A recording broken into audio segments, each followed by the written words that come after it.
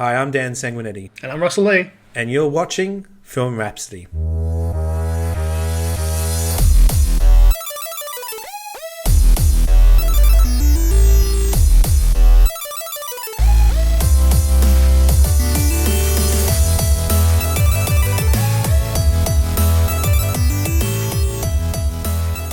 Hello everyone and welcome back to Film Rhapsody. It's been quite a long time and I have to admit it was more our fault than COVID-19.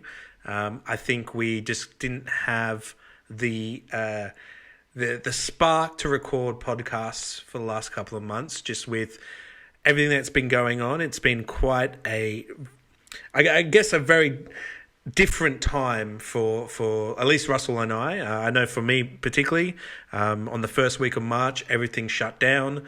All my classes, all my workshops ceased, and then all our event videos stopped.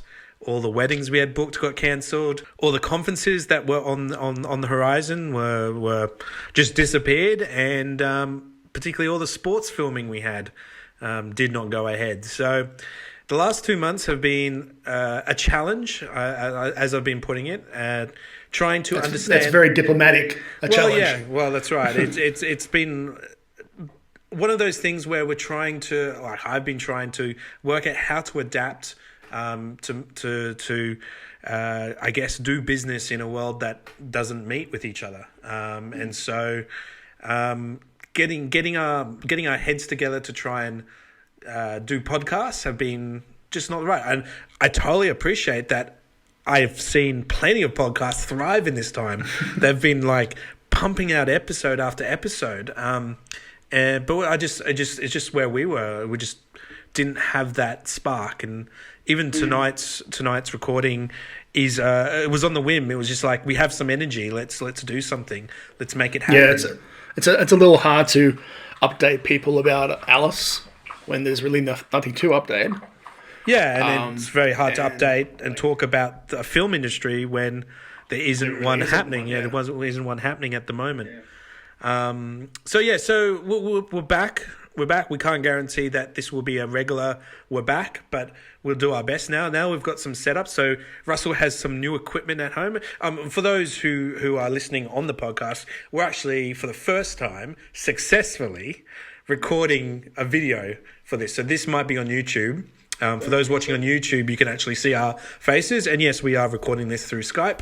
We're not in the same room. But, we attempted to record previous episodes, and every single time we failed completely. So here we are for successful, in focus, in sync video happening at the same time as recording sound.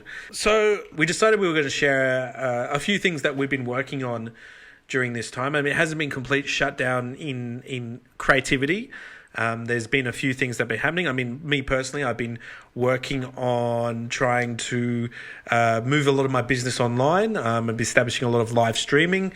For those who know of the live streams that I've been doing, there's the online classes. That's been a major thing that's kind of kept me through. I mean, those who took part in that has actually been supported a small business like mine by ensuring that I had a little bit of income during this period. But also there was a significant event in beginning of April where we hosted the Lights Camera Action Best of the Rest live stream, which was a great success. So we had a lot of people watching, and it was fun just to have a big hangout with everyone. Like, there was quite a few people involved and who came and chatted on Skype during the broadcast, which was great. For me, it's been all writing for the last couple of months. Starting just before all this happened, really. I was approached by several people for several different projects. Starting with New Wave Pictures. They optioned my first screenplay reunion, which I developed for a few years with the Film Distillery. So I've been working on a new draft with them, aiming to hopefully shoot this year, if not early next year on that. Victoria Hopkins, who's been working with us on Alice. I've been working with her on The Last Train screenplay. So that's coming along. That'll be the next thing I start writing. Which I would say I'm helping produce, by the way. So it's another collaboration that we've been working on. I'm also working with Mike Wheeler, who's one of the actors in Alice. He plays the main character's father, on adapting a short film that he wrote a few years back into a full feature. So that's going to be a little later in the year. And I've already written about 2/3 of a pilot for a sci-fi series with Masood, who was our producer on Man in the Moon. Yeah. Oh, it's good. It sounds like you've been super busy during this period, like using the time that we've been stuck at home to actually, keep your isolation creations happening. We also decided that we wanted another project in our hands, because we're crazy filmmakers who seem desperate to try and have some, I don't know, relevance. Love us, please. Yeah, we want validation and relevance. So we have been working on another project that is aside to all the projects we're doing. We seem to make it a habit to announce things on this podcast on what we're doing, and so we've written an isolation film in I guess homage to the isolation experiences we've had in the last 2 months. It's going to be uniquely shot for us, probably not very unique out there. Yeah. We'll let our audience take some guesses on how it might be shot. But by the time it's taken us to develop it, I'm sure there's 40 other isolation projects in there, so, Yeah, we're not going to be the first. We're not breaking new ground here, but it's literally something we can do together to try and, I guess, fight the lockdown, the isolation, the boredom, yeah. Yeah. So yeah, we've been keeping busy. What I want to talk about as our main topic this week is something that actually happened to me just in the last week, and it's kind of like a bit of a what would you call it? An expose or a bit of. Well, it's definitely story time. It's a hard-hitting scandal, Dan. Yeah, there's been a bit of a scandal that's happened with Sanguinetti Media, and I wanted to sort of address it. It's nothing for anyone to worry about because the end result is a bit of a non-result thing, but it was definitely a new experience for me, and I think it's important as creatives, filmmakers, as business people who, a lot of our colleagues all have their own little production kind of groups or companies that offer their services to other businesses, video production services and things like that. I mean, like that's the nature of the freelance industry. Like obviously business has been terrible. Business has shut down for us. It's been messy time. So whenever I get an email, and I've been particularly pedantic about replying as many emails as I get so that it could lead to some sort of work or something like that. So I got this really interesting email about, in fact, it was about 2 weeks ago on May 1st. And it's a pretty standard thing. So my website is set up to be available for anyone to find it, sanguinettimedia.com.au. There is a contact form there. That contact form is so you can say, hey, I want a video and I would like you to produce it. This is my brief, and give us a quote. It's a number one lead generation for business, for all companies. But spam emails are something that I deal with so often. For me, it's difficult because I get a lot of unsolicited contact. Sometimes it's people looking for jobs. Sometimes it's and I'm talking about people who are looking for jobs when I haven't advertised for jobs. Sometimes it's people selling their services to me. And to be honest, I really don't have... Well, I don't have the time to be able to respond to all these different requests. I sort of work on the basis that if I've got something I need, I reach out for it.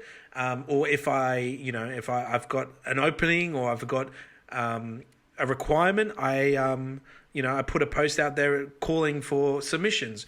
But very rarely do I actually look at unsolicited emails that come through. And I'll tell you what, my spam box is huge. Like I just get so much spam. And it's been very difficult for me to manage. in general. But yeah, so I got this email about 2 weeks ago, and it was it seemed pretty normal. I'll read you the email right now. It says, "Hi, I would love to make some advertisement/promotional video for my newly established products company. Please let me know your interest, and I would send more details. Thank you." So something I've noticed is that when people write messages on websites and stuff, their English is fairly average. I mean, even my English can be pretty bad when I'm writing a quick message to someone. So I didn't really feel that there was anything there to no red flags. Yeah, there was nothing there that I should be worried about. So I gave a pretty standard response. So I said, and so this person's name was Stacy, and I said, "Hi Stacy, thanks for your message. I'm more than interested in helping you produce an advertising promotional video for your new company. Could you share a little more about the video you're thinking? Do you have any reference videos with elements that you would like to see? Do you have a script or a storyboard in mind? I look forward to discussing your proposed videos more with you." So look, that's my standard reply. Like, I try and be as friendly and open and because I want business. I want them to want me to make their project, because it's an essential part of running a small business. You need to generate leads. It was almost a week later when I got a response. And so I was, I kind of did forget about it, and I did look at following it up. But yeah, I got a response pretty much the moment I followed it up, and it said, "Sorry for the late response. I'd like to know if I got the right contact for a promotional videographer. I want you to create for me a promotional instructional video for my new company based on product and sales of organic foods." So basically vegan foods. I kind of went, "Ooh, vegan." Watch my YouTube video about vegan products on my YouTube channel. Link down below. Yeah, on link down below. The content created will be used on my company website and also displayed on installed HD TVs in my restaurants. So far, like, everything seems pretty normal, barring the sort of average grammar. Then they gave more details. Like, they were really open with the details. So it says the company name is American Essential Nutrient. So I went, "Oh wow, it's an American company that has contacted me, found me on the internet, and really." They like the cut of your jib. They like my website, and so they want me to help them with their video, which is fantastic. So my website is under construction, which will be registered soon. Full text, context, background music, and pictures for the designs will be submitted to you by my project consultant. You just have to handle the layouts and the designs of the videos. She keeps on going. "I want you to add our core values, mission, and vision. This information will also be provided by the consultant. My budget for the 3 videos is not more than $6,000. I want this delivered in 2 to 4 weeks, if possible. Videos will be animated." She goes on and talks a bit more about the projects. There's 3 videos, each one having a different design. They're about 2 minutes each. Sounds all above board so far, yeah. Yeah, it's pretty standard. Like, there's nothing there that's really throwing me off with it, and it was pretty crazy. It's just a pretty standard brief when it comes to video production. So I'm at the end. Kindly get back to me with a price estimate based on the videos, your cell phone number, and she also asked, "We would like to know if you are the owner. Keep safe and protect yourself from the virus." So it's got a very personal side to it, something that, fairly normal to any other video production request that I've had, really. She's laid it out. She's asking about you and checking you out. Yeah, that's right. So I said I have watched your inspiration videos. I believe I can create videos for your restaurants in a similar but unique way. The first video and second, the chalkbook design and the wooden menu design can be built completely with graphic assets in a cool and slick animation style. I'm happy to draw on any existing images or assets to help tie with the branding and look of your website. The third video with the food construction will require a shoot to recreate. We will require clear instruction on the look and feel of your food you would like to present so we can match your customer expectation from display to their plate. Now, this is just like a in-depth approach to how you can respond to client requests. Basically what I did was I described the way that I would approach a project. I wanted it to be, I wanted to explain this is the things that you are paying for. These are the things that your money will go towards, and showing that I understand how video production is done. I understand how I understand the process of dealing with customers and how they have expectations. And also, I want you to trust me with your project. And then one of the things I did was I also included my payment policy. So I try and always give expectation to potential clients, what they are required to do in return. So the expectation for me is to produce a video and to produce it well. I also then say, well, then your expectation is that you pay on time and that you pay a certain amount up front and a certain amount on delivery. That's just the way I've done it, and it works mostly most of the time. So I thanked her. She gave a response about a day later, and she wanted a further quote, which was great. She was obviously liking what I was doing. She said, thank you. She clarified we are licensed and based and registered in the United States. I kind of knew that, but fair enough. She reiterated that. American vegans, yeah. But she also said, unfortunately, I'm stuck in Asia right now, and having trouble finding a good signal when it comes to phone calls. I don't know where she was going with that. But anyway, she said, emails should do us justice. And I'll always try to reply an email fast. So I hope that's okay. She asked for the additional quote number, and it was all fairly all above board still. I guess listeners are now probably getting a good sense of where this might be going. And one of the reasons why I wanted to share this was because I want to put out a sort of warning that there are red flags on time wasters. There is red flags on things that don't seem right. And so far, I've missed them all. In my desperation to find work, I've really not paid attention. And so I'm about to find out how ridiculous of a situation I almost found myself in. And yeah, spoiler, there is a happy ending to this, and that is I did not really lose much but time. But I was about to step into perhaps a very... Mr. Vipers. I was about to step into perhaps one of the more clever scams that exist out there on the internet, particularly targeting media professionals in the world. So, look, I responded to her email. I gave the additional quote, and I also said, with all my quotes, I can provide a more detailed breakdown once a proposed script outline is provided. I do my best to not deviate from the initial estimates, and if I do, I explain clearly up front before full production begins. The variable to expect is on the script concept, which may require additional resources to meet requirements. My mission, though, is to always find the most cost-effective approach to production.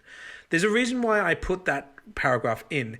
It's because there was something fishy.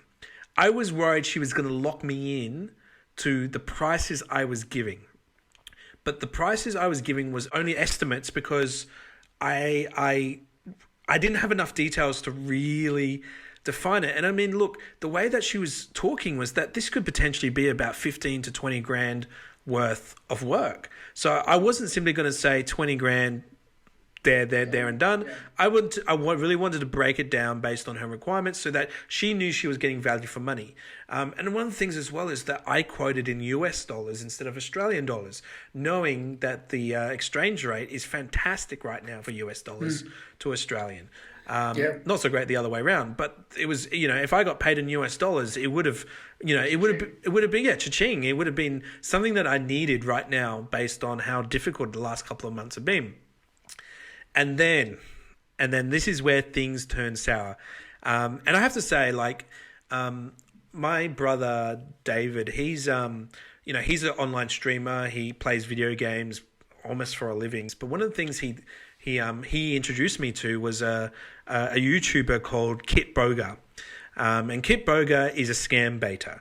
And what he does is he goes out on the internet and he goes searching for the worst possible scams out there and try and bait those scammers into wasting their time with him. And it's been something I've been watching a lot during these lockdowns because he's just so entertaining and he's really clever and informative too. And that's the thing. He never really does anything bad to the scammers. He just wastes their time and tries to understand who they are and tries to convince them that they shouldn't probably do the scam. One of my favorite things he does on his YouTube channel is he actually convinces the scammer that, you know, that he's gone and bought all these like iTunes cards or Google Play cards, and then spends those Google Play cards in front of them, like makes them feel like that he, even though they've just spent 2 hours taking and stealing this money from this person, and then that person just spends the money themselves. It's quite a satisfying response. And because it's all a virtual machine, they're fake Google cards, like he does everything with burner phone numbers and everything, no one's really hurt. And the only thing is that the scammer is humiliated. So my Kitboga senses were tingling, right, already. And it was completely like full alert, like red alert after receiving the response right now. So this is what she wants. She said, "Sounds good." I was like, fantastic. Sounds good. She loves my quotes. We're looking at a $20,000, contract here in American dollars. Like, fantastic. So after reviewing the price quote, I think we should continue with the next step since we already have a deadline to meet. This email also confirms my readiness to approve your quote and also to proceed further. Please, I'd like your payment information so that I can issue our deposit payment in form of a check payment mailed and addressed to your US-based individual company or your partner, since that is my only available payment method right now. And I just went, a check? What is this, 1998? Or even 1978. Well, I mean, look, I've accepted checks in the last 10 years of doing business. Since Sanguinary Media had begun, I've accepted checks. Although probably closer to 10 years ago. Yeah, well, it was definitely near the beginning. I think only there was a couple of clients maybe 5 years ago that ended up paying with check. And so I was like, no way. But I'm like, $20,000, like, that's the potential what this is worth. Do I say no, I'm not accepting a check, and then lose $20,000? So I went and talked to my brother David about this. And I just explained, look, is it okay? Is something's fishy? And as soon as I said check, he was like, scam. And I was like, oh, really? He's like, yep, don't even bother. So how would that work? Them sending you a check, how... Well, let me elaborate, because I actually wasn't sure either. How could this be a scam? They're going to send me money, right? And that money, it's gonna bounce, right? I'm not going to do any work until it clears in my account. So I was like, well, maybe I could accept a check, but you know what? I'm going to stick to my guns. I'm not going to do that. I'm not going to accept it. So I said, in response, I said, thanks, Stacey. To continue, I require a full briefing script for each video from your consultant. More details, the better. Please ask them to provide as a PDF document. Please can you provide their email and video conferencing details so we can adequately communicate through the production. That's because I started, what I was feeling was she was too quick to want to pay me. And the brief hadn't been finalized. The contract hadn't been finalized. Now, look, in her last email, she did say, please let me know if there's any paperwork to sign. You can send it through and I can sign it electronically. I was feeling like she was probably being a bit too quick to pay me, want to pay me. And I there wasn't even a clear brief. I wanted to make sure that I was spending her money fairly. So I actually wanted to do a full cost breakdown. So again, just to prove that I was going to... I was going to spend her money well. So I continued. In response, we will prepare a production contract written based on the requirements of this full brief, including a full cost breakdown and invoice generated for payments, including a payment schedule. So this was an attempt to basically weed it out to make sure that I wasn't giving up $20,000 worth of work. Mm-hmm. So unfortunately, we do not accept check for payment. That's what I said. Made it clear. We also do not have a US-based premises. We are an Australian company. Our payment terms are, and I repeated what I said before, so we require 50% upfront as deposit. Payment is to be made electronically, either directly to our Australian account through our website or through Payoneer, which is a payment website like PayPal. And it's really like it's used by Patreon, it's used by Fiverr, it's used by a lot of the online creation websites and things. So it's really well known and really well respected. And then I added, and this is where this was to prove to myself that this was a scam. This was a bait, basically. And I said, please be aware, we do not make any third-party payments. These are the minimum terms for the production and will form part of our formal production agreement. I'm basically saying, like, if you're not going to play my game, I'm out. This is me calling out a scammer. Now, let me explain. Why did I use the words, please be aware we do not make any third-party payments? That's because at this point, I had already done a search. And essentially, I came across a website, a British media person, a British web designer Called Alex Wright. Yeah. And he had come across almost identical scam. And he had posted about it. And what the scam is called either the third-party payout scam or the payment reversal scam or the advanced fee scam. So what essentially was going to happen was that they were going to send me a check of way more than the amount that I would have quoted for, right? And they would say, you have to pay us back. And I would obviously say, sure. But then I went, actually, can you pay our project consultant? Do you remember when I was talking about it earlier, that there was a project consultant that wasn't involved in the discussions, which is really weird. That was the red flag. The project consultant should be involved in these discussions from straight up. But it was always like, we'll let you know, the product consultant will provide stuff, right? This product consultant is actually the person who's going to receive money from me, right? So what would happen is I would receive this check, I would cash it, right? I would have all this money in my account. I would send the money on to the next person, right? Mm-hmm. But then the check would bounce, right? But I've still sent this money to this third party. That's the scam. Right. Judging by your face, you're like, what? And I'm like, exactly. I don't know how this scam could actually work. Because here's the thing.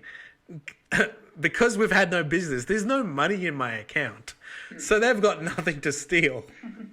My account is at the bare minimum, basically, to run. So it would have been a pointless thing. But here's the thing. I could have spent 2 or 3 weeks producing this content with no sign of being paid.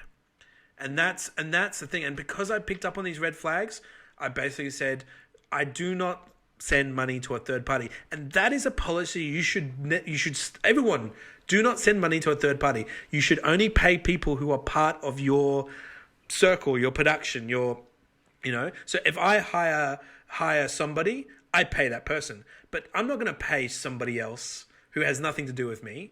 And I mean, in Australia, the way that things work, it's really difficult to do that because that person has to have an ABN. That person has to, have if they are, if they are under a certain classification, they actually got to become an employee of your company. Unless they are a sole trader, it's much more complicated. And so the scam itself is really, really messy.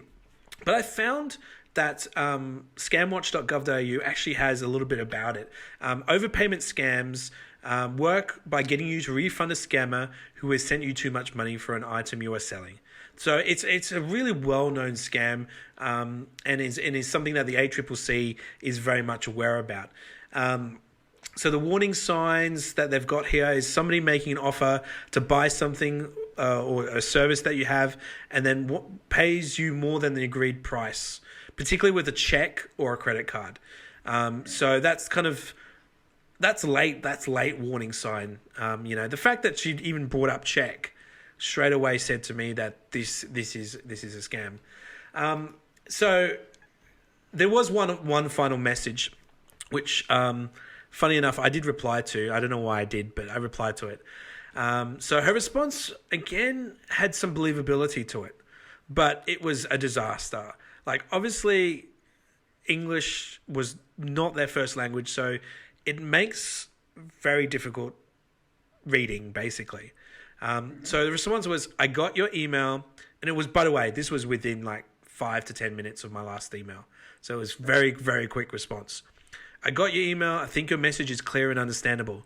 The problem now is that I'm not able to pay you using PayPal because I'm having issues with my PayPal account.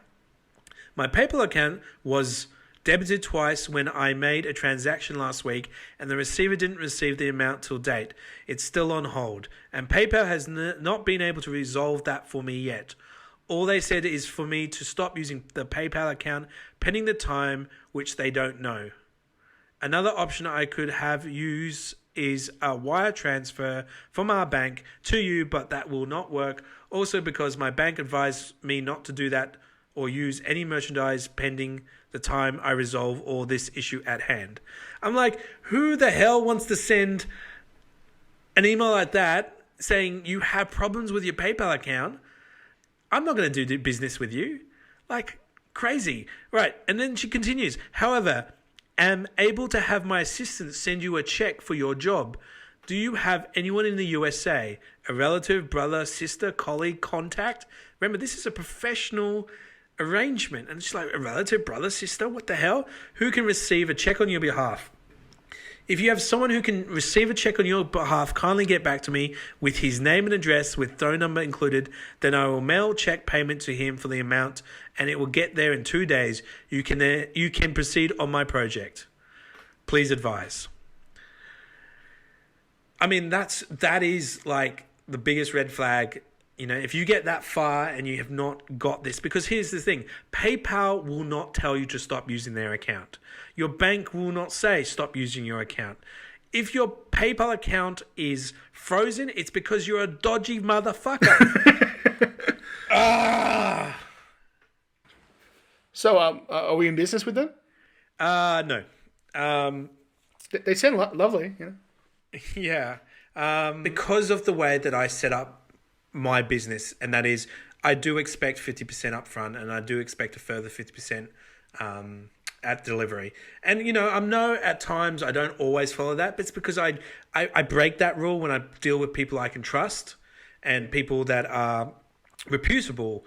You know, like I understand it's not always possible to have you know, particularly if it's a government department or something, the funds aren't always cleared straight away, and so you've got to invoice at the end. But this is one of the things being a you know, a small business, is that you've got to navigate people like this. And I almost fell for it, and I think that's the moral of this story, is that I was so close to falling for this. And I had my eyes wide open, and I appreciate the fact that I was introduced to Kit Boga on YouTube, because it gave me the necessary spidey senses. Yeah, to have that sense of something's not right here, and it does mean, you know, I can find myself to be trusting of people I don't know, and, you know, like, as a single guy, you know, dealing with the online dating world, I don't give out my details unless I really have to. And I'm pretty sure I would have lost a couple of potential matches because they asked for my WhatsApp. And I'm like, I'm not giving you my WhatsApp. I don't know you. You don't deserve my WhatsApp. You've got to earn my WhatsApp. And, you know, and funny enough, I actually received on my WhatsApp just even yesterday some person in India contacting me, hoping to do business with me, and I was just like, you know what, that's a red flag straight away. Like, contacting me through WhatsApp from another country wanting to do business with me, there is nothing that I can see as potential international co-production ability there. It wasn't even a genuine film production. It was simply like, you know, can we exchange services or something? I don't know. Unsolicited mail is a big thing. Hollywood does not accept scripts unsolicited, and it's for this very reason, because people can't be trusted. Tell me about it.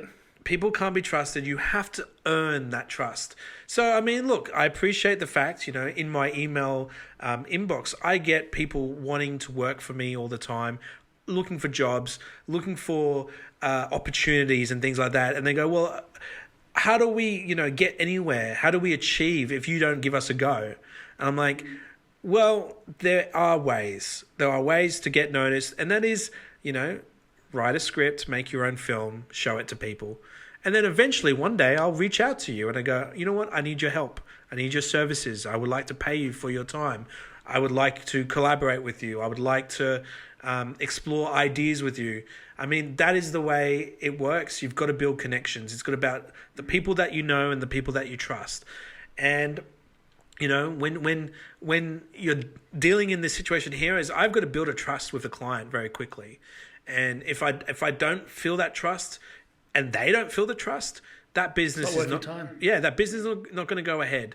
And so, in the end here, I learned my lesson. I learned to be much more wary.